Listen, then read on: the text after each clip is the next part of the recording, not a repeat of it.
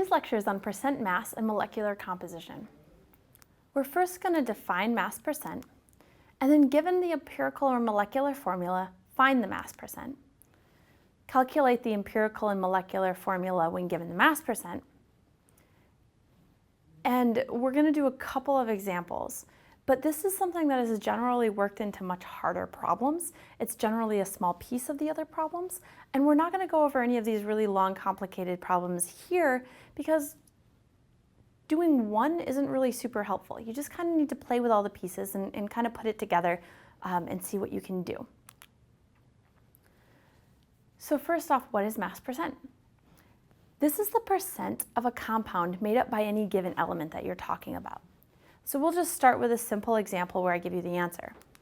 So for instance, water, H2O. That's 11% hydrogen and 89% oxygen. Generally, if you see something that says percent hydrogen, percent any element, with no other description next to it, it's actually a mass percent. That's our general default for the type of percent. Let's talk about how to find this from a formula. This isn't actually really anything new. It happens that we're taking percents and we're applying them to chemistry, but it's actually the exact same sorts of things that you've been doing since elementary school. This is going to be the same if you're given a molecular formula or an empirical formula. You can find it off either one and it's going to be identical. We know that percents are part over whole, and so that's exactly what we're going to do here. We're going to find our total mass, and then we're going to find the mass of the percent of the element that we want to talk about. So part over whole times 100%.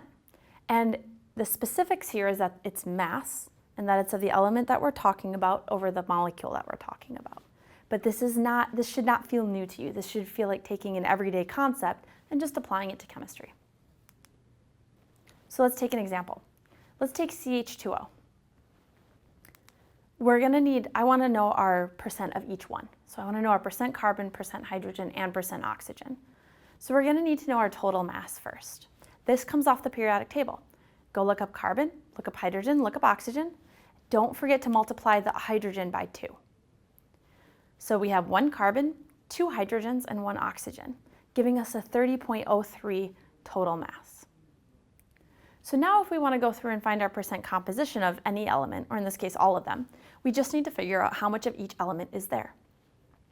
So for our carbon, there's just 12, because there's only 1 carbon. We get that from the periodic table. So we take our 12 and we divide it by 30, times by 100%, and we get a 40% carbon composition. We need to be a little careful with hydrogen because we can't just take the molecular mass off the periodic table because there's 2 of them. And so we're going to take our molecular mass from the periodic table of hydrogen, we're going to multiply it by 2, and then put that over 30 to give us our 6.73%. And then of course our last one, we take our oxygen, take our 16 over 30, multiply it by 100%, and we get our 53.3%. So just taking percents and applying it to chemistry. Slightly more complicated example is to go and say, okay, well, given the mass percent instead, what's the molecular formula? So doing what we just did in a reverse. We have all of our percentages laid out there, and we want to know our molecular formula. Now remember what I told you in the last lecture. Whenever you're asked about a molecular formula, our goal is going to be to get to moles. We have to take the data they give us, and we have to get to moles of every single element. Because once we do that, we can get a ratio, and our goal is always to get that ratio. So we're going to use our definition of percent composition. We know that it's part over whole, and we can use that to solve for our masses. Now, I don't tell you that you have a 5-gram sample or a 10-gram sample because it doesn't matter. Percent's a ratio. It doesn't matter how much you have. It's always going to be 69.58% chlorine. So to do this, we just pick a sample size. Usually you want to assume 100 grams, and that's because it just makes the math really, really easy. Because if you assume a 100-gram sample, you know that each element is going to have the number of grams as its percentages. So in other words, if we say we have a 100-gram sample, and we know that 69.58% of it is chlorine, we now know that we have 69.58 grams of chlorine in that 100-gram sample. Just makes the math nice. Once we have the grams of everything, we know how to convert to moles. We know that we can use our periodic table and we can get to moles of everything. And now we're to where we want, because we can get a ratio off that. You'll see when we go to do this, you're not always given nice numbers.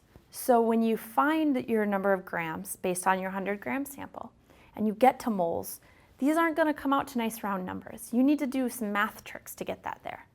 So I'll show you this when we go to do it, but the general math trick to getting close is to just divide by the lowest number. I say math trick, but really all this is sort of the definition of division. So this is going to not always get you to a whole number ratio, but it will generally get you close enough where you can figure it out by just playing around with multiplication. And this example kind of gives you a chance to do that.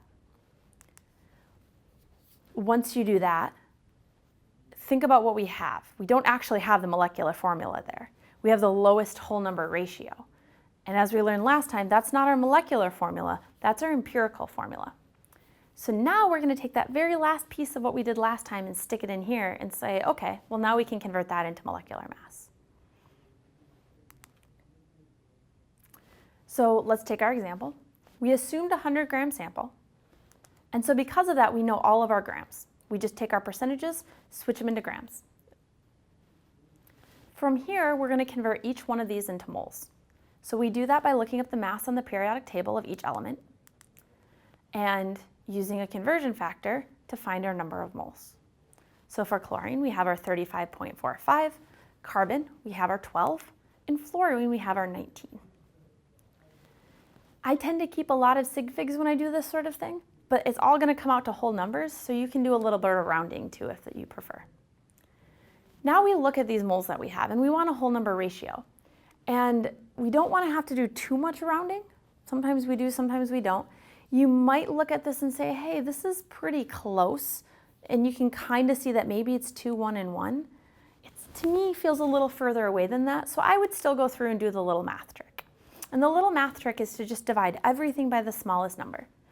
And when you do that, even if you're really far off from any sort of whole number ratio that you can see, it'll get you close. And when you type these numbers in, you'll see that you'll be pretty much right on 2, 1, and 1.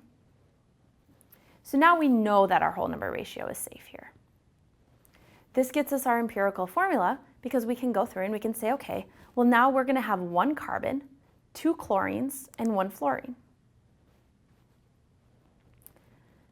And if you just walked away from the problem now, you wouldn't be done because you have to be careful. I didn't ask for the empirical formula. I asked for the molecular formula. So we need to convert and say, okay, well, is this, it might be the molecular formula. We don't know until we check. But we do know from our last lecture that we can convert in between empirical formula and molecular formula by using the masses. So we know that our empirical formula is CCl2F. And we know the mass of that. We can calculate it. So we can go look up carbon and chlorine and fluorine, and we can say, okay, that's 101.9 grams. So I figured that out. I didn't put the math here, but I added that up off the periodic table, and you should give that a shot yourself. And we also know the molecular mass because the problem told you it. The problem told you that it's 203.82. These are not the same number. If they were, we'd be done. If they were the same number, we'd say, oh, it just turns out that our empirical formula and our molecular formula are the exact same. Now we need to find the ratio between these. So if you look at this, what do you have to multiply 101.9 to get 203? This one's pretty obvious, so I'm not going to actually do the division out. I'm just going to go ahead and say, well, it's 2. Maybe if it was a much higher number, you'd have to actually do the division. But you can do that. You can put a 203 over 102 and get that. Because we know the ratio of the masses, we also know the ratio of the empirical formula to the molecular formula.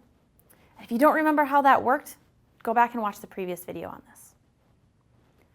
So from here, we multiply everything times 2, and we get C2Cl4F2.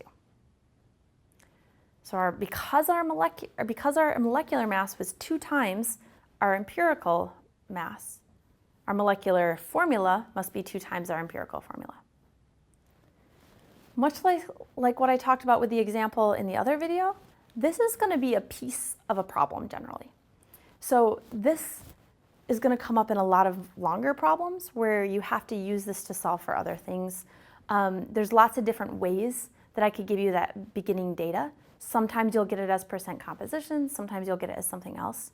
So just keep that in mind that this is just teaching you a concept that you're going to apply to lots of different places.